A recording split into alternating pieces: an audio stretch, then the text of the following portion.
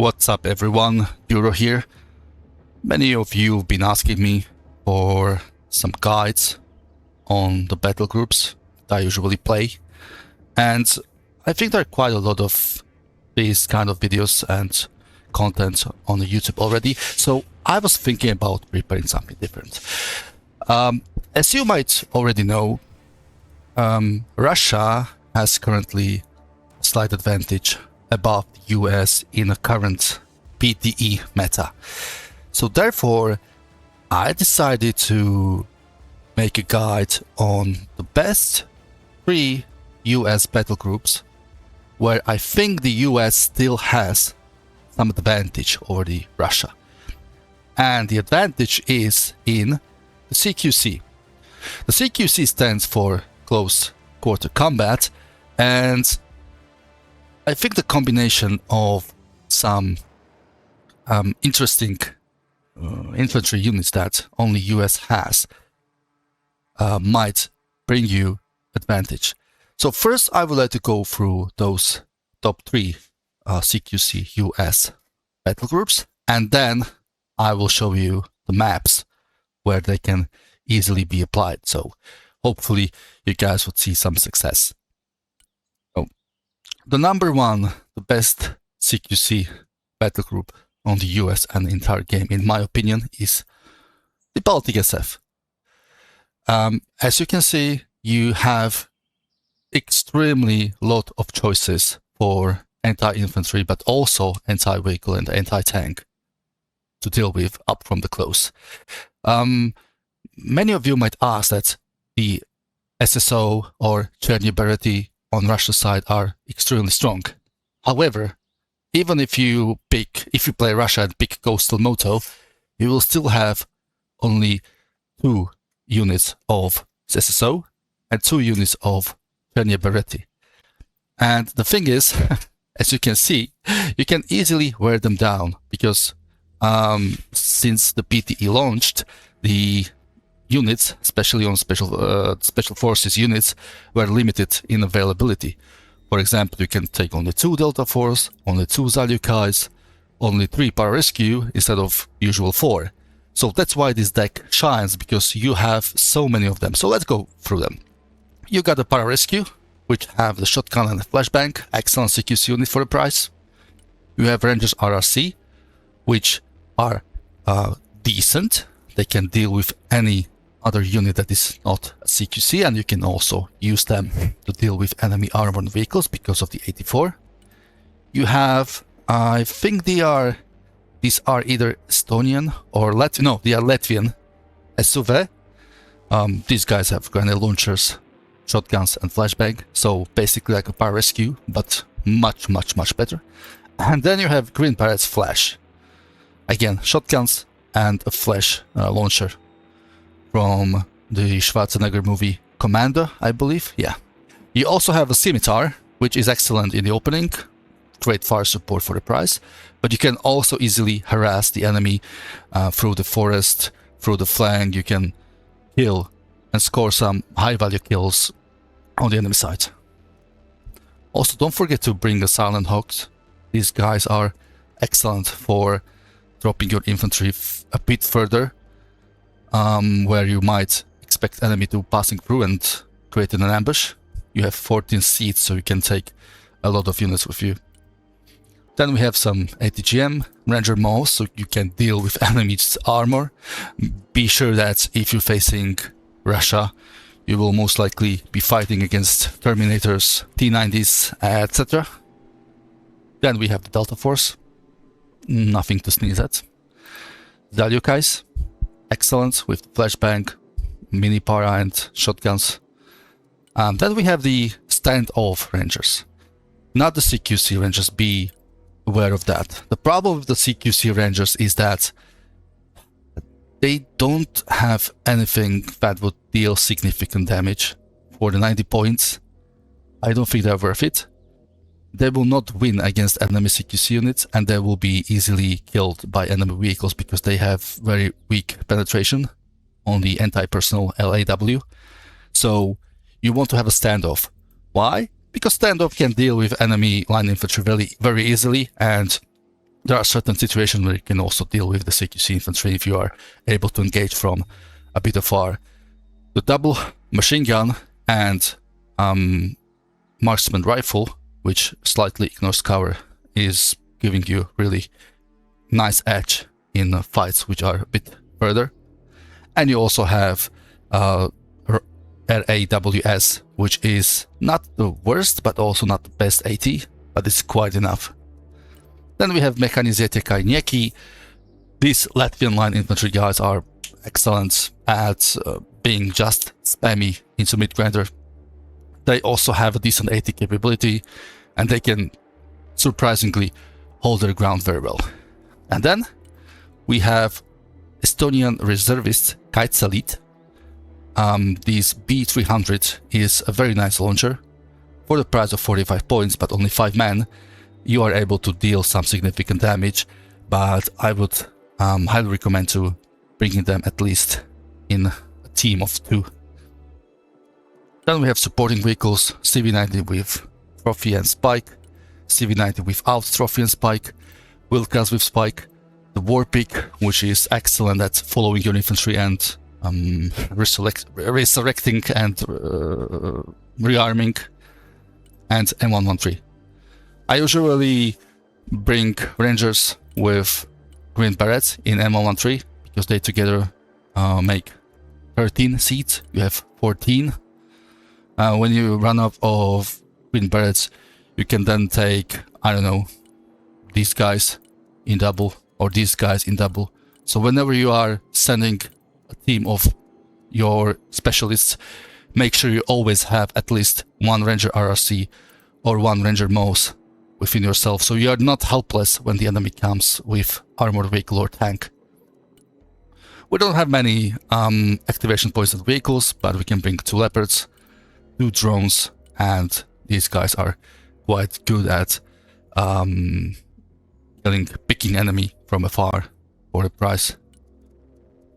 Regarding support, the special forces don't bring much anything, and Baltics bring semi-mediocre AA, but I had some nice success with intercepting enemy planes with RST, and I also intercepted the nuke, so it's not really that bad. For 140 points you can't get much, but for the price it's actually not really bad. And you have NASAMs. Yeah, these guys melt helicopters. And 109, these are quite good at suppressing enemy position or just keep firing onto enemy using these longer salvos. You can have luck by picking enemy supply depots or just saturate enemy area where you don't want them to unload or move through. We have smoke and Unimog for transporting mostly infantry, but also supplies, and A113 for just the supplies. You can also thinking about removing this M109 completely. You can either bring more of the smoke launchers.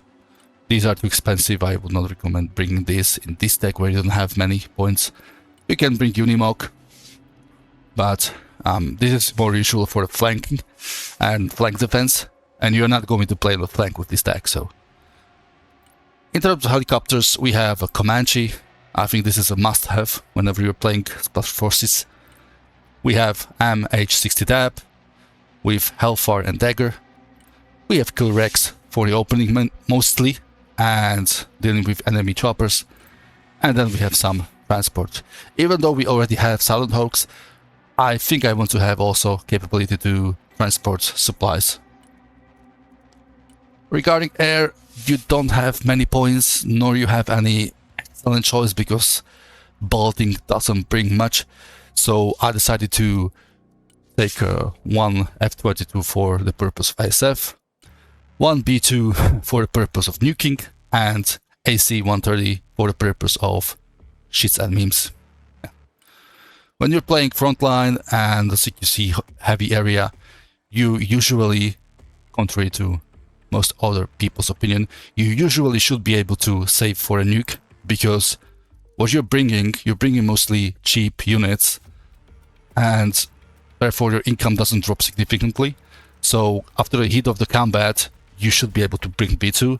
However, you need to ask some of your friends to seed for you, because you don't have points to bring additional F-35. Even if you remove Spooky, you can sacrifice Raptor, but you want to have ASF.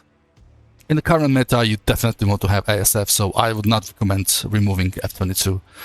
Alternatively, you can remove B2 and go with F-35s and F-70s, but it was working quite well for me. So that was Baltic Special Forces. The second best CQC US deck, in my opinion, is Marines Special Forces. So Marines not only bring additional heavy infantry, but also decent tanks, and you will have a lot of choices either in the air or helicopters. So let's go through it. So you got the very good drones from Special Forces, you got the snipers from the Marines, you got the Pararescue, Little Birds, Rangers RRC, I explained already these guys. Then we have a Force Recon. I don't have a strong opinion about bringing this Black Ops. You can go for the Green Ops, for the DMR and grenade launchers and 84, but overall I was way more lucky with the Black Ops, mostly because of the shotguns, and for this price it's just hilarious how they can actually fight quite well, and the Green Berets Flash. None of these units really excel at dealing with the anti-tanks, because you will have anti-tanks units in this infantry tab, but first we also have a lot of CQC units. We have a Delta Force, we have Marine Raider CQC, then we have Assault and SMO. You can try to pick the SRAW, but the problem with these guys is that they have 8 launchers, and even though they have a bit high range, by 100 meters, they don't pen quite well. You will be helpless against vehicles and tanks, and since every single man in the squad has this launcher, as soon as you start losing men in your squad, you will drop your rate of fire significantly. On the contrary, on small, you have 2 launchers, so when you start losing like half of your squad, your rate of fire will drop, but until then you'll be fine, and you have quite decent pen against tanks. You also have Ranger Mouse with a bit higher range with the same pen, but I think it's good to also bring the Assaultmen Small, because these guys are decent against both infantry and tanks, not just tanks. Then we have Marines, we have Rangers in the standoff mode, and we have some Stingers. We have a Stingers because we have very few opponents in the support, and you don't want to rely only on 2 Shorats, so therefore you are forced to either bring Ranger Stingers, or if you want Javelins, you'll have to upgrade your Power Rescue team to Special Tactics, but then you will have to move your points elsewhere because these guys are much more expensive. I found this much better to work. So, similar to the US, usually you bring one of these vehicles. When you're opening, you either bring the ACV-30, fully upgraded with the autocannon and armor, and you have 14 seats, so you can either spam the Rangers with Green Berets, and when you run out of them, you can bring, I don't know, Rangers RRC with Power Rescue, or Rangers RRC with Force Recon, or you can actually bring the Assaultmen Small with one of these guys, because 8 plus 6 is 14, which is exactly the number of seats. Yeah, that's what I would do. So you can bring either Rangers with Green Berets Flush, or you can bring Assaultmen Small with one of these guys that are smaller squads. Then we have the AAVP, fully upgraded. You want it to be able to survive because you're coming close to the front line and unloading close to the combat. It was recently buffed. It has 22 seats now, so you have so many options. You can bring Marine Raiders with Assaultmen Small, you can bring double Assaultmen Small and additional Pyrescue or Force Recon for CQC. What I'm trying to say, my point is that you can have so many good options to combine your squads to have both anti-infantry and anti-tank capability. And you have one CQC unit, another CQC unit, then we have this semi-CQC unit, and we have Pyrescue, Rangers RRC, Force Recon, Black Ops, all CQC, Grease Bear's Flash. Again, if you're fighting Coastal Moto, your enemy will be bringing SSOs, Cherny Bereti, but he can bring only 4 in the total when we combine both of them. So you will outgrind your opponent, you will lose those units, and then you can still keep bringing CQC units, and your enemy will basically have nothing to deal with them. So then we have some additional points of vehicles. We can bring FAB, HC. HC is currently, in my opinion, the best cost-efficient tank in the game, and low ATM for some ATGM purposes. Since we don't really have ATGM squad in here, but we don't need that. Then in support, we couldn't bring much more. No space for Catfay or Smoke, unfortunately. I did not want it to give up Patriot. I always want to have at least one, even though in current meta it's more about ASF. What you can do is remove one empty VR and then bring the low M for Smoke. You have 50 rounds for Smokes, 50 rounds for HE. And if you feel like you're confident with your supplies and you have enough transports, you can do that. You can go even further into it more, but that's completely up to you. I think this is something you don't really want to force. Regarding choppers, you have excellent 2000 points to spare. I couldn't spare much because I was overspending elsewhere. Comanches, I already explained why they are so good. We have the Vipers. I just want to say that you will have to fly low and support your units a bit closer than used to. These guys die very easily to enemy shot, especially the Russian one. I also bring the sidearm. This is the anti-radiation, basically a seed missile on a helicopter. In the current meta, the enemy AA die so easily to your seed, so you want to put seed on anything that you can. So that's why I'm putting them there. But to be frank, I used seed missiles on the chopper. Basically since the day one, always, or sometimes mostly scoring some lucky hits on an enemy shot that had happened to have a radar on. Then we have MH60 DAB. This is replacement for the Killer Rag. I decided to go for the DAB with the Stingers, the high ECM, and also capability to bring 8-man squad. And then I used the remaining points to place the Venom, which is a decent transport chopper, also able to provide ground fire support by its APK WS rockets. Then in the air you have so many options. You have 2250 activation points, so I went for building a very strong Air Force, F-22 for ASF, same as the Harrier. Harriers are excellent at opening, but you can also use them during any phase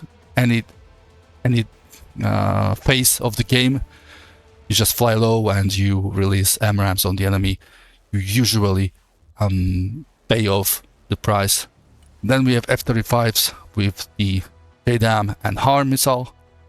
And we have F-18 Hornet with, surprisingly, instead of fighter variant, I'm using it as a bomber variant with 4 2000 pounders dump bombs. These F-35s are more for precise bombing and deleting some specific units. These Hornets are for just devastation. If you need to bomb large area, you see squads of enemy infantry, you want to get rid of several units, you do this.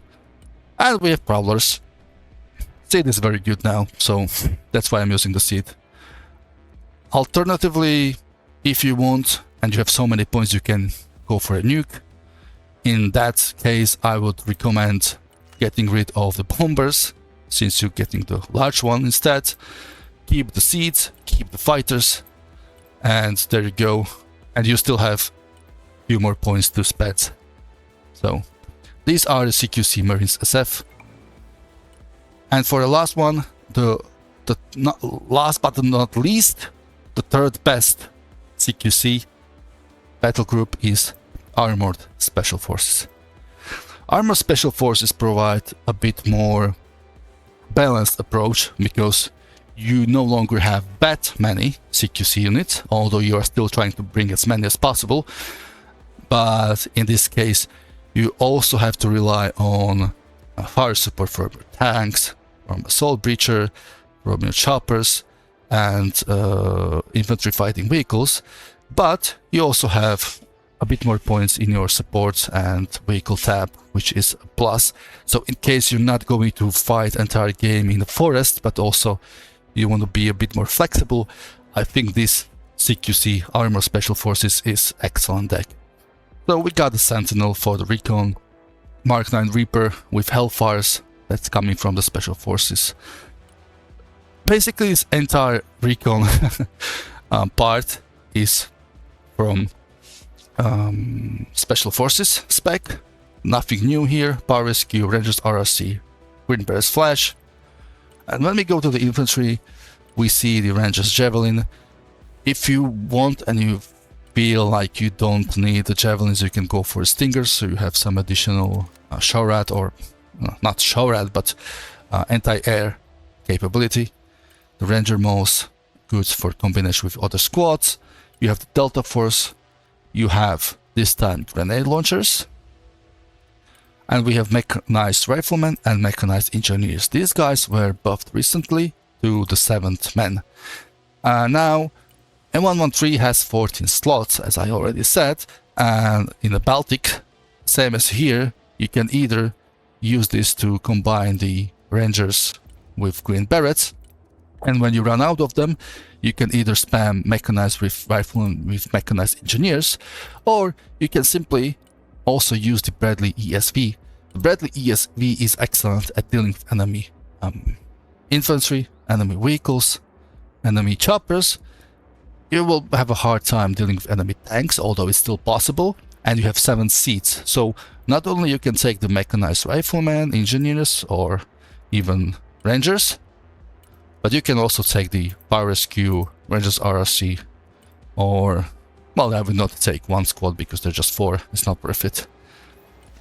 And then for the rest of the transports, if you want to go fast, you use the Warpick, transporting either Rangers, Delta Force, or double squads of Ranger Mouse with Ranger Javelins, or you can combine the Ranger Mouse with either Power Rescue, Rangers RRC, or even the Green Bear Flash.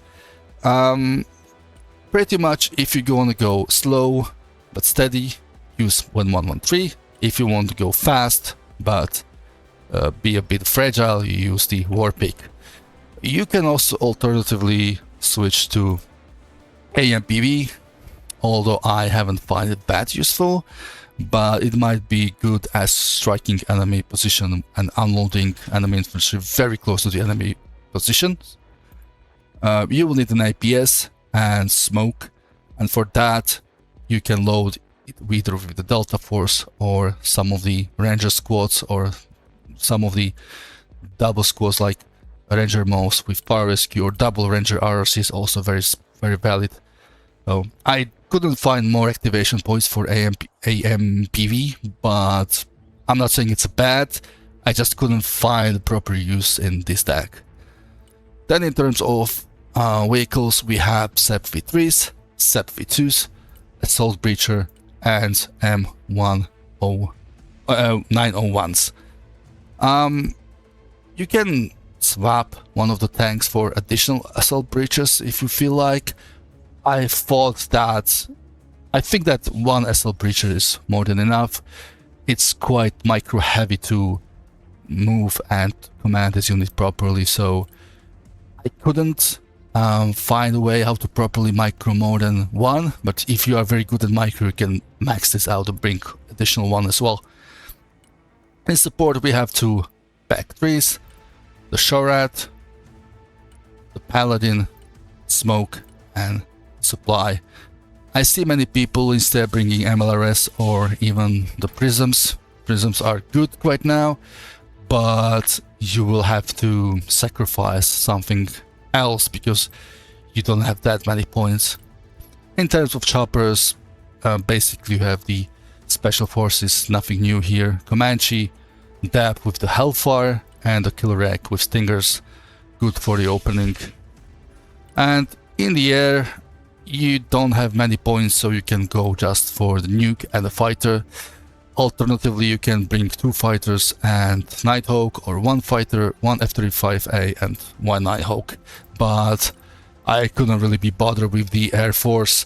You don't really have many choices, so I think it's most simple to just go with the ASF and Nuke. Alright, that's it. And now we're going to take a look on the maps and the parts of those maps where these 3 CQC decks are excellent. So the first one is Chkalovsk Air Base.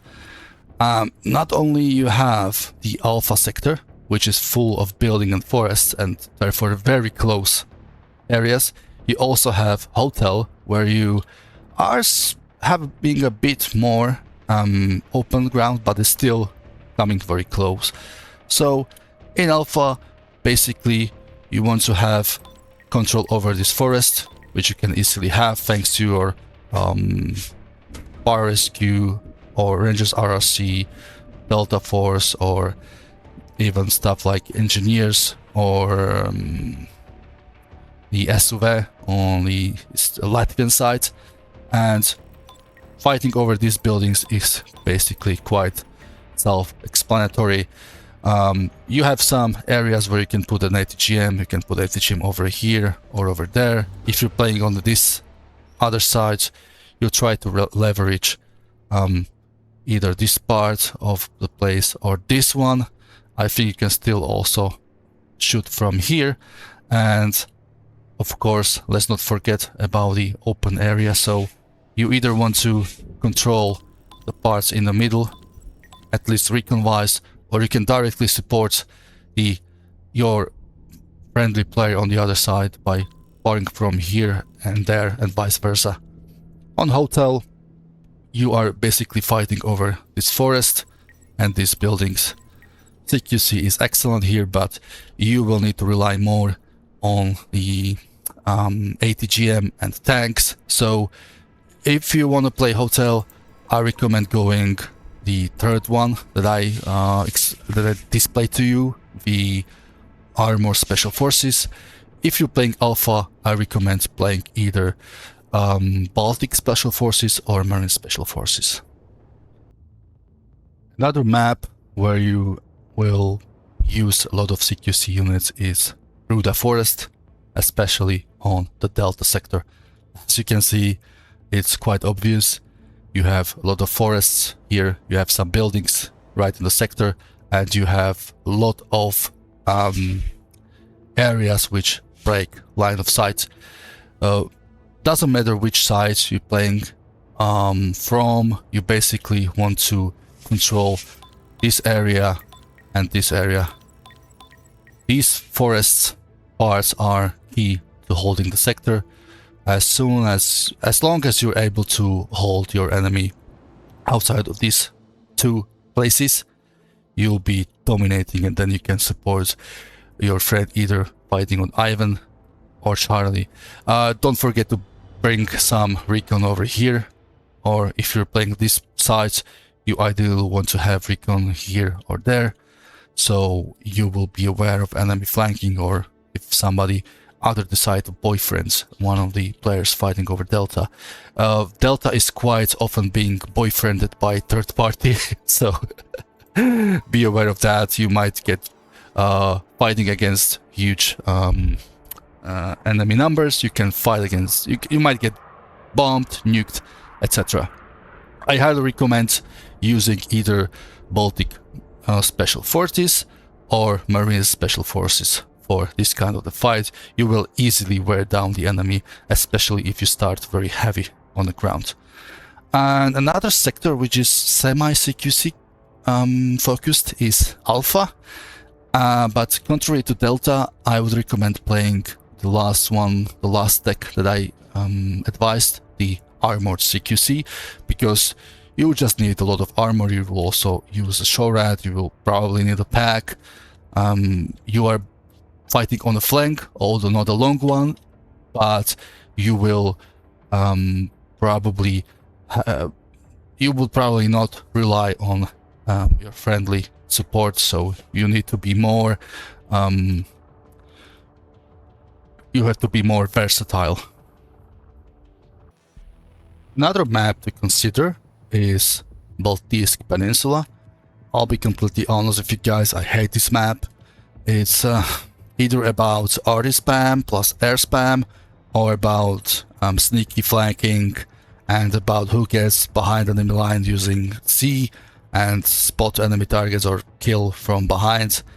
Also, you have this, I don't know why there's no sector here, but you have the sector here over which basically is fought over at the beginning and then nobody really cares. So yeah, but it's a very good for the CQC, because not only is this a small map, but you also have an areas where these kind of CQC fight prevails. I think the most CQC heavy is Alpha.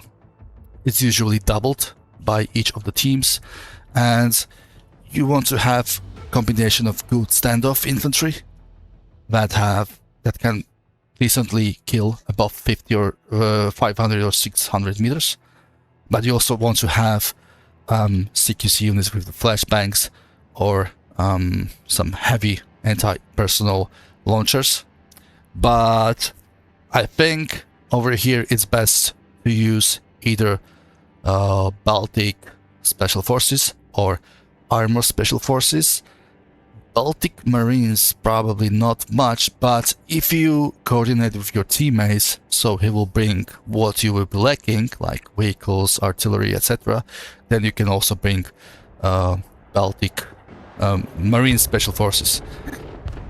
Over Bravo, I recommend using just Baltic Special Forces, because you will need a lot of infantry and you will have to try to push into these forests.